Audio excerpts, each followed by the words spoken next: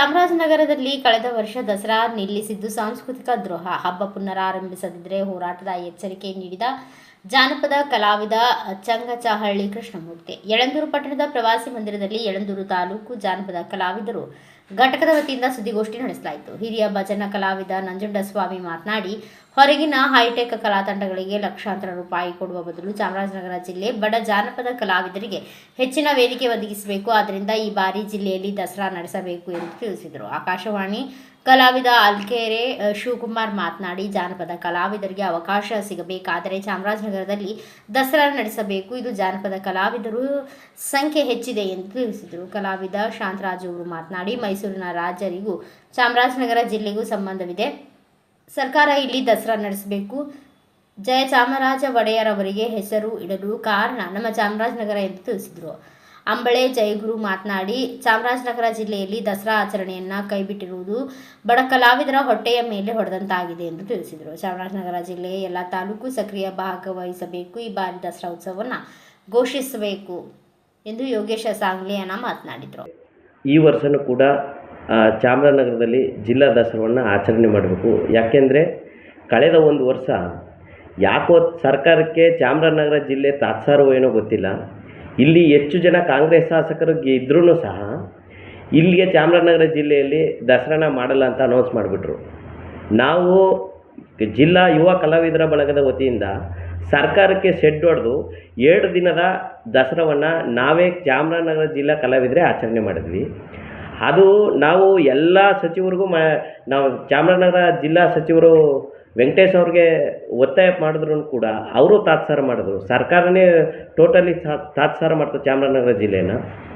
ಇನ್ನೊಂದೇನು ಅಂದರೆ, ನೀವೆಲ್ಲರೂ ಮೈಸೂರಿಗೆ ಬಂದು ಅರ್ಜಿ ಹಾಕಿ ಅಂದರು.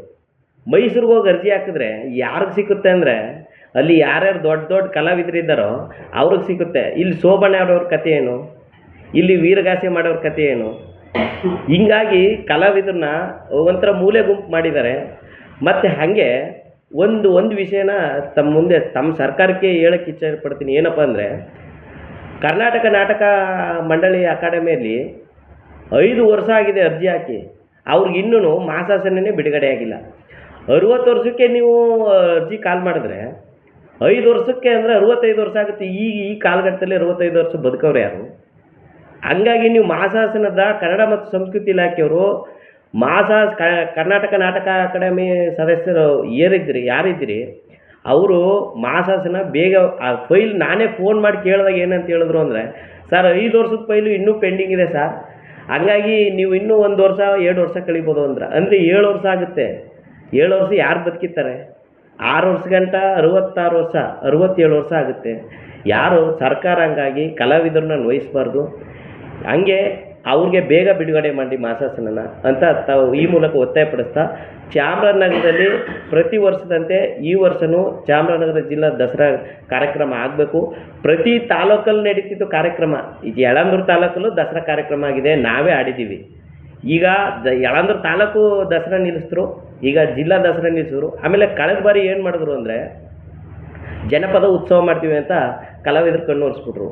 ಕಲಾವಿದರು ಏನು ಮಾಡಿದ್ರು ಅಂದರೆ, ದಸರಾ ನಿಂತೈತಲ್ಲ ಜನಪದ ಉತ್ಸವ ಮಾಡ್ತಾವ್ರೆ. ಚಾಮರಾಜನಗರ ಜಿಲ್ಲೆಯಲ್ಲಿ ಮೈಸೂರು ನಾಡಹಬ್ಬ ದಸರಾ ಕಾರ್ಯಕ್ರಮದ ಅಂಗವಾಗಿ ನಮ್ಮ ಜಿಲ್ಲೆಯಲ್ಲಿ ಕೂಡ ಒಂದು ಸಾಂಸ್ಕೃತಿಕ ಸಂಕೇತವಾಗಿ ಬಿಂಬಿಸ್ತಕ್ಕಂಥ ಒಂದು ದಸರಾ ಕಾರ್ಯಕ್ರಮ ಮಾಡ್ತಾಯಿದ್ರು. ನಮಗೆ 1-2 ಬಾರಿ ಕೊರೋನಾ ಮತ್ತು ಕಳೆದ ವರ್ಷ ಈ ಕಾರ್ಯಕ್ರಮವನ್ನು ಚಾಮರಾಜನಗರ ಜಿಲ್ಲೆಯ ಕಲಾವಿದರಿಗೆ ನೀಡದೇ ಮೈಸೂರಲ್ಲಿ ಮಾತ್ರ ಕಾರ್ಯಕ್ರಮವನ್ನು ಮಾಡಿದ್ದಾರೆ. ಯಾಕೆಂತಂದರೆ ಇವತ್ತು ನಮ್ಮ ಚಾಮರಾಜನಗರ ಜಿಲ್ಲೆ ಜಾನಪದ ಕಲೆಗಳ ತವರೂರು. ಇಡೀ ರಾಜ್ಯದಲ್ಲಿ ಅತಿ ಹೆಚ್ಚು ಕಲಾವಿದರು ಬರ್ತಕ್ಕಂಥ ಜಿಲ್ಲೆ ನಮ್ಮ ನಗರ ಜಿಲ್ಲೆ. ಅದರಲ್ಲೂ ಕೂಡ ಯಳಂದೂರು ತಾಲೂಕು ಕೂಡ ಜಾಸ್ತಿ ಇದೆ. ಪ್ರಮುಖವಾಗಿ ನಮ್ಮ ಈ ಚಾಮರಾಜನಗರ ಜಿಲ್ಲೆಯಲ್ಲಿ ಮಹಾರಾಜರಿಗೂ ಮತ್ತು ನಮ್ಮ ಜಿಲ್ಲೆಗೂ ಕೂಡ ನಿಕಟವಾದ ಸಂಬಂಧ ಇದೆ. ಚಾಮರಾಜನಗರ ಜಿಲ್ಲೆನಕ್ಕಿಂತ ಮೊದಲೇ ಹರಿಕುಠಾರ ಅಂತಕ್ಕಂಥ ಹೆಸರು ನಗರಕ್ಕಿತ್ತು. ಯಾವಾಗಲ್ಲಿ ಚಾಮರಾಜನಗರದಲ್ಲಿ ಹುಟ್ಟಿರೋನಲ್ಲಿ ಇವತ್ತು ಕೂಡ ಆ ದೇವಸ್ಥಾನದಿಂದ ಜನನ ಮಂಟಪ ಇದೆ. ಅದರ ಪ್ರತೀಕವಾಗಿ ಪ್ರತಿ ವರ್ಷ ಈ ಒಂದು ದಸರಾ ಕಾರ್ಯಕ್ರಮವನ್ನು ಜಿಲ್ಲೆಯಾದ್ಯಂತ ತಾಲೂಕುಗಳು ಕೂಡ ಜಿಲ್ಲೆ ಹೆಡ್ ಕ್ವಾರ್ಟರ್ಸ್ಗಳು ಕೂಡ ಈ ಜನಪದ ಸಾಹಿತ್ಯ ಸಂಸ್ಕೃತಿಯನ್ನು ಬಿಂಬಿಸ್ತಕ್ಕಂಥ ಕೆಲಸವನ್ನು ಮಾಡ್ತಾ ಸಾವಿರಾರು ಕಲಾವಿದರಿಗೆ ಬದುಕನ್ನು ಕಟ್ಟಲಿಕ್ಕೆ ಅವಕಾಶ ಮಾಡಿಕೊಡ್ಬಿಡ್ತಾ ಇತ್ತು. ಅನಿವಾರ್ಯ ಕಾರ್ಯಗಳಿಂದ ಕಳೆದ ಬಾರಿ ನಮಗೆ ದಸರಾ ಕಾರ್ಯಕ್ರಮ ನಗರಕ್ಕೆ ಕೊಡದೇ ಎಷ್ಟೋ ಗೊರವರ ಕುಣಿತ, ಸೋಬಾನೆ ಮತ್ತು ಕಂಸಾಳೆ, ಜನಪದ, ವೀರಗಾಸೆ, ಭಜನೆ. ಇಲ್ಲಿ ಏನಪ್ಪ ಅಂತಂತಂದರೆ ಪ್ರತಿ ವರ್ಷವೂ ಕೂಡ ಕಳೆದ 10 ವರ್ಷಗಳಿಂದ ನಮ್ಮ ಚಾಮರಾಜನಗರ ಜಿಲ್ಲೆಯಲ್ಲಿ ಕನ್ನಡ ಸಾಂಸ್ಕೃತಿಕ ಸಂಸ್ಕೃತಿ ಇಲಾಖೆ ವತಿಯಿಂದ ದಸರಾ ನಡೀತಾ ಇತ್ತು. ಆದರೆ ಸಡನ್ನಾಗಿ ಕಳೆದ ವರ್ಷ ಇದನ್ನು ನಿಲ್ಲಿಸಿದ್ದಾರೆ. ಇದರಲ್ಲೂ ಕೂಡ ರಾಜಕೀಯ ಹುಡುಕ್ತಾ ಇದ್ದಾರೆ ಅನ್ನೋದು ನಮಗೆ ಮನೋಭಾವ ಬಂದಿದೆ. ಆದರೆ ಅದು ಈಗ ಆಗಬಾರ್ದು. ಕಳೆದ ಬಾರಿ ನಮ್ಮ ಜಾನಪದ ಕಲಾವಿದರು ಜಿಲ್ಲಾದ್ಯಂತ ಹೋರಾಟ ಮಾಡಿದ್ರು, ಅವ್ರ ಹೋರಾಟ ಫಲಿಸಲಿಲ್ಲ. ಆದರೆ ಈ ಬಾರಿ ಏನಾದರೂ ದಸರಾ ನಿಲ್ಲಿಸಿದ್ರೆ ನಾವು ಸಾವಿರಾರು ಸಂಖ್ಯೆಯಲ್ಲಿ ಜನಪದ ಕಲಾವಿದರಿದ್ದೀವಿ, ನಾವು ಅದರಿಂದೇ ಜೀವನ ಕಟ್ಕೊಳ್ಬೇಕು ಅನ್ನೋತಕ್ಕಂಥ ಎಷ್ಟೋ ಜನ ಹಿರಿಯ ಕಲಾವಿದರು ಕೂಡ ಇದ್ದಾರೆ. ಈಗ ಅಂಥ ಕಲಾವಿದರಿಗೆ ನೀವು ಅನ್ಯಾಯ ಮಾಡಿದ್ರೆ ಈ ಬಾರಿ ಮಾತ್ರ ಚಾಮರಾಜನಗರ ಜಿಲ್ಲೆಯಲ್ಲಿ ದಸರಾ ಮಾಡಲೇಬೇಕು. ಅದಕ್ಕೆ ನಾವು ಎಂಥ ಉಗ್ರ ಹೋರಾಟ ಮಾಡೋಕ್ಕೂ ರೆಡಿ. ಈ ಸರ್ಕಾರ ಇದನ್ನು ಮನವರಿಕೆ ಮಾಡ್ಕೊಂಡು ನಮ್ಗೆ ದಸರಾನ ಮಂಜೂರು ಮಾಡಿಕೊಡ್ಬೇಕು ಅಂತ ನಾನು ಒತ್ತಾಯಿಸ್ತಾ ಇದ್ದೀನಿ. ನಾನು ಬೇರೆಯ ಕಲಾವಿದ. ಸುಮಾರು 30-40 ವರ್ಷದಿಂದ ನಾನು ಕಾರ್ಯಕ್ರಮ ಮಾಡ್ಕೊಂಡು ಬಂದಿದ್ದೀನಿ. ಅದರಲ್ಲೂ ನಾನು ಹೆಚ್ಚಿಗೆ ಹಳ್ಳಿ ಮಟ್ಟದಲ್ಲಿ ಭಜನೆ, ಜಾನಪದ ಗೀತೆಗಳು, ತತ್ವಪದ ಈ ಥರ ಎಲ್ಲಿ ಯಾರ ಮನೇಲಿ ಸಾವಾದರೂ ಕೂಡ ನಾವು ಹೋಗಿ ಜನ ಅವರನ್ನ ಎಚ್ಚರಿಸೋದು. ಕೆಲವರು ಮಲಗಿದ್ರೆ ನಾವು ಕೂತ್ಕೊಂಡು ನಾವೇ ಆಡ್ಕೊಂಡು ಜನನಿಗೆ ನಾವು ಬೆರೆಸಿ ನಾವು ಕಾರ್ಯಕ್ರಮ ನಡೆಸ್ಕೊಂಡು ಬರ್ತಾ ಇರೋರು. ಇವತ್ತು ನಮ್ಮ ಯಳಂದೂರು ತಾಲೂಕಲ್ಲಿ ಅಥವಾ ಜಿಲ್ಲೆಯಲ್ಲೇ ಆಗಲಿ ಯಾವುದೇ ಕಾರ್ಯಕ್ರಮ ಬಂದರೂ ಇವತ್ತು ನಮಗೆ ಸರಿಯಾಗಿ ನಮ್ಮ ಕಲಾವಿದರನ್ನು ಗುರುಸ್ತಾ ಇಲ್ಲ. ಯಾಕೆಂದರೆ ನಮ್ಮ ಇದನ್ನೇ ಒಂದು ದೊಡ್ಡ ಜೀವನ ಅಂತ ತಿಳ್ಕೊಂಡಿವಿ. ಇದೇ ನಮ್ಮ ಇದೇ ನನ್ನ ಬದುಕು. ಯಾಕೆಂದರೆ ನಮ್ಮ ಜನ ಎಲ್ಲರನ್ನೂ ಕಳಿಸಿ ಕಾರ್ಯಕ್ರಮ ಕೊಡ್ತಾ ಇದ್ದಾರೆ, ಅದನ್ನು ಬದುಕ್ತಾ ಇದ್ದೀನಿ. ನಮಗೇನೂ ಸೋರ್ಸಸ್ ಯಾವುದೂ ಇಲ್ಲ. ಸರ್ಕಾರದಿಂದ ದಯವಿಟ್ಟು ಯಾವುದೇ ಥರ ತಪ್ಪು ಮಾಡದೆ ನಮ್ಮ ಕಲಾವಿದರನ್ನ ಬಿಡದೆ ನೀವು ಸರ್ಕಾರದವರು ನಮ್ಗೆ ಸಹಾಯ ಮಾಡಬೇಕು. ನಮ್ಮ ಚಾಮರಾಜನಗರ ಜಿಲ್ಲೆಯಲ್ಲಿ ದಸರಾವನ್ನು ನಿಲ್ಲಿಸದೆ ಮಾಡಬೇಕು ಅಂತ ಎಲ್ಲ ಕಲಾವಿದರು ಪತ್ರಿಕಾಗೋಷ್ಠಿಯನ್ನು ಮಾಡ್ತಾಯಿದ್ದಾರೆ. ಅವರಿಗೆಲ್ಲ ಸ್ವಾಗತವನ್ನು ಕೋರ್ತಾ, ಚಾಮರಾಜನಗರ ಒಂದು ಜಾನಪದ ಕಲೆಯಲ್ಲಿ ಇಡೀ ವಿಶ್ವದಲ್ಲಿಯೇ 2ನೇ ಜನಪದ ಕಲೆಯನ್ನು ಹೊಂದಿರತಕ್ಕಂಥ ಒಂದು ಜಿಲ್ಲೆ ಇದು. ಈ ಜಿಲ್ಲೆಗೆ ಯಾವುದೇ ಕಾರಣಕ್ಕೂ ಮೋಸ ಆಗಬಾರ್ದು. ಈ ಬಾರಿ ದಸರಾ ನಡೀಲೇಬೇಕು. ಯಾಕಂದರೆ ಕಲಾವಿದರ ಒತ್ತಾಯ ಅದು.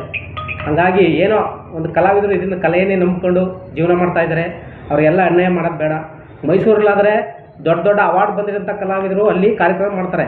ನೀವು ಅಲ್ಲೋಗಿ ಅರ್ಜಿ ಹಾಕಿದಾಗ ನಿಮ್ಮನ್ನ ಪರಿಗಣಿಸೋದಿಲ್ಲ ಅಲ್ಲಿ. ಬ್ಯೂರೋ ರಿಪೋರ್ಟ್, ಸ್ವಾಮಿ ಬಳೆಪೇಟೆ, ಭಾರತ ವೈಭವ ನ್ಯೂಸ್, ಚಾಮರಾಜನಗರ.